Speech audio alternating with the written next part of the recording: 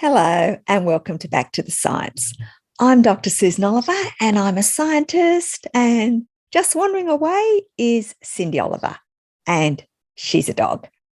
A common theme in the comments that people make on my videos is that I'm obviously being paid by Pfizer or just the pharmaceutical industry in general to make my videos. Now, if you think logically, this claim is ridiculous.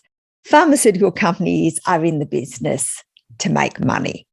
It makes no sense to give money to an unknown scientist who, at the time I'm recording this video, has only 3,348 subscribers. Even if I convinced every single person watching my videos to go and get vaccinated, it would be a very low turn on investment for them. Now, if I had a few million subscribers, maybe it would make sense. But I don't, and I unlikely never will. So why do people believe things that aren't true? In this video, we'll be looking at what's behind people believing misinformation and, in particular, conspiracy theories, as well as what type of person is more likely to believe it. And finally, we'll be looking at those people who spread misinformation.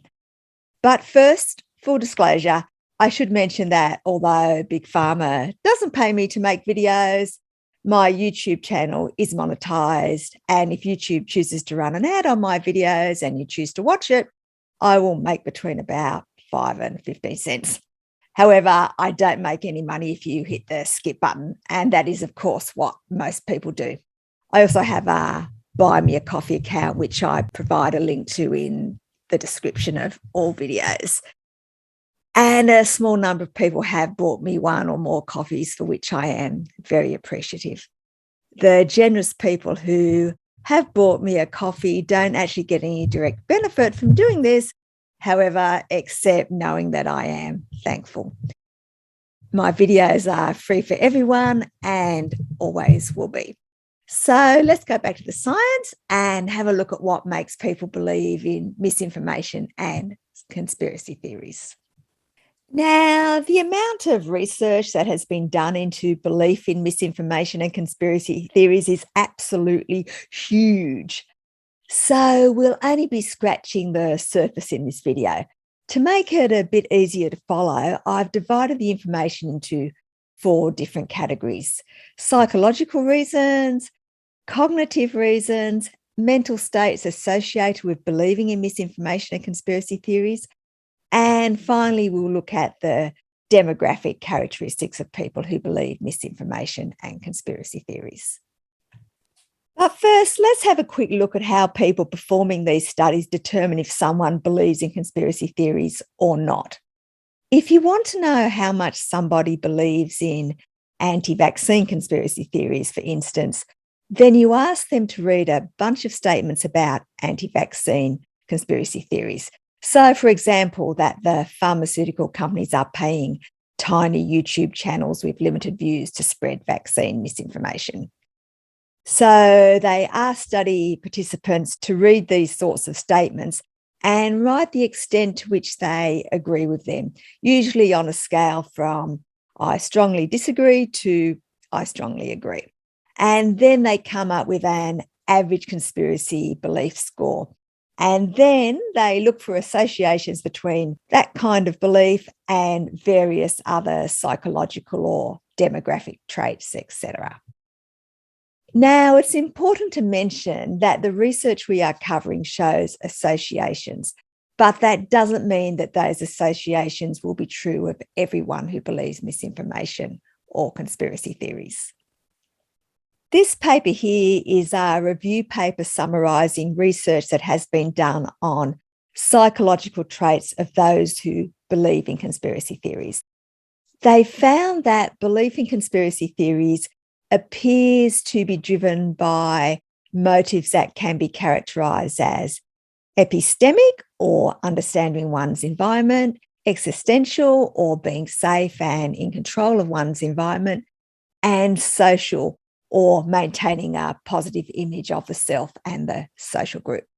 So let's have a closer look at each of these. Epistemic motives refer to the need for knowledge and certainty and the desire to have information. When something major happens, people naturally want to know why it happened.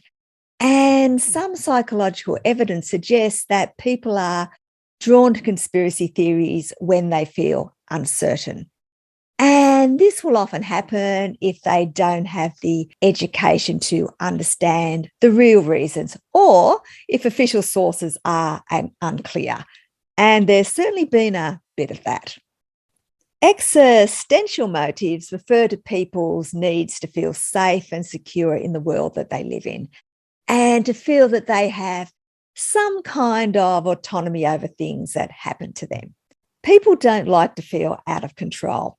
Research has shown that people who do feel powerless and disillusioned tend to gravitate more towards conspiracy theories. Social motives refer to people's desire to feel good about themselves as individuals, as well as in relation to the groups that they belong to. And one way of doing that is to feel that you have access to information that other people don't necessarily have. And you will often hear people claiming that everybody else is some kind of sheep, but that they know the truth. Feeling that you're in possession of information that other people don't have can give you a false feeling of superiority over others. And research shows that a need for uniqueness and to stand out from others is associated with belief in conspiracy theories. And this happens in groups as well. According to research, being part of a community of fellow believers in something that most people don't know about can help to satisfy some people's needs to feel special. And of course, we also see people generally feel more comfortable if they believe the same things as their group. The next item on the list is cognitive processes, or in other words, the unique way that people who believe misinformation and conspiracy theories think. So let's have a look at some research in that area. This paper is one of many studies looking at the correlation between pattern recognition and belief in conspiracy theories. People who believe in conspiracy theories are more likely to see patterns where they don't actually occur than people who don't. What they did in this study was they showed people the results of random coin tosses, chaotic paintings, and everyday events. And what they found was a correlation between seeing non-existent patterns and belief in conspiracy theories, and an inverse association for those who were skeptical. Another cognitive process important to belief in conspiracy theories is critical thinking ability. This study here showed that conspiracy believers had less developed critical thinking ability, but subjectively, they didn't recognise this shortcoming. In a similar vein, this research showed that believers in conspiracy theories tended to be lower in intellectual humility. In other words, they had ignorance combined with overconfidence, what many people refer to as the Dunning-Kruger effect. The next category that is important to belief in conspiracy theories is mental state. And here I'm not talking about types of mental illness that can be associated with delusions like schizophrenia. I'm talking about depressive symptoms. This paper, which was published in JAMA Network Open, showed that depressive symptoms were associated with being more likely to believe COVID vaccine misinformation. The study included a survey of over 15,000 US adults and found that people with moderate or greater major depressive symptoms were more likely to endorse at least one of 4 false statements about COVID vaccines. And those who endorsed these statements were half as likely to be vaccinated. So if you have a friend or family member who believes in vaccine misinformation, it may be worthwhile checking that they are actually okay. It's possible that they could have undiagnosed depression, which could get better with treatment. The final category is the demographics of people most likely to believe misinformation. This study was conducted in Australia, and it specifically looked at Australians 18 to 49. So obviously the demographics will need to be looked at in that context. They found that people who believed in vaccine misinformation were more likely to be of lower education, younger age, male, and have lower trust in the government. They also found that believing vaccine misinformation was associated with lower health literacy, a lower perceived risk from COVID-19 itself, and unsurprisingly, a higher likelihood of having conspiratorial beliefs. So we've covered the characteristics of people who are most likely to believe in misinformation and conspiracy theories. But what about people who create the misinformation in the first place? What do we know about them? Well, we know it's very profitable.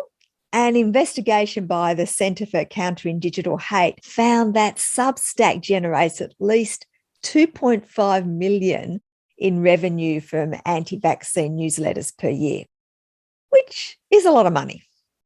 And Robert F. Kennedy Jr.'s misinformation book entitled The Real Anthony Fauci, Big Pharma's Global War on Democracy, Humanity and Public Health has sold over 1 million copies and is number one on Amazon, as well as a New York Times, Wall Street Journal, USA Today, and Publishers Weekly National Book bestseller. And if you'd like some information on why the book comprises almost entirely misinformation, Dr. Wilson from Debunk the Funk has created a number of videos covering it, and I'll provide links to them in the video's description. And Dr. Pierre Kory has now jumped on the book writing bandwagon as well. He has written a book called The War on Ivermectin, the medicine that saved millions and could have ended the COVID pandemic. The book hasn't even been released yet, but it's already number one new release in immunology. Based on the description of the book, it is pure misinformation and conspiracy theory. There have now been a number of large-scale randomized controlled trials showing that ivermectin doesn't work. And if you want to know more about the misinformation being spread about ivermectin compared with what the science says, I've made a number of videos about it, and I'll provide links in the video's description.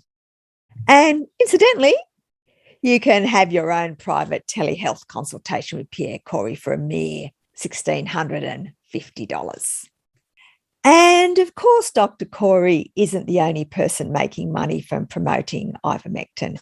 According to hacked data provided to The Intercept, a network of healthcare providers pocketed millions of dollars selling hydroxychloroquine, ivermectin, and online consultations.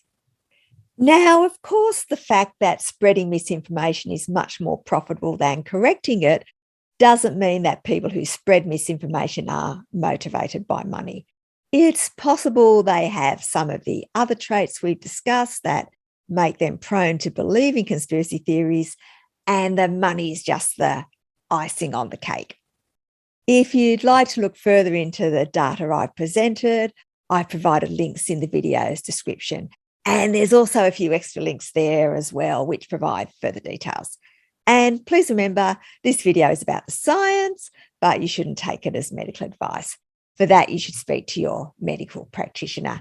Thank you for listening. If you found this video useful, please hit the like button so that YouTube will share it with more people. And if you'd like to see more videos about the science in the future, please hit the subscribe button. Thank you.